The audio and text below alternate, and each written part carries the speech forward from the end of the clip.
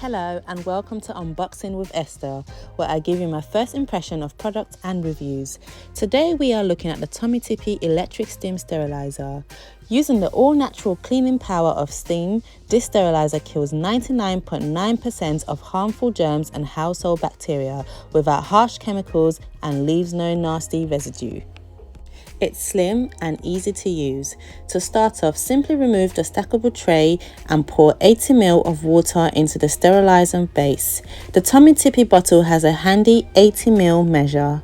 Assemble the lower tray and place your bottles facing down.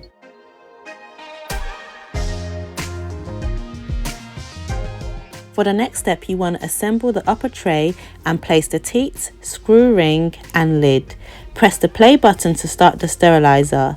This sterilizes 6 bottles in just 5 minutes, and all the bottles will remain sterile for 24 hours.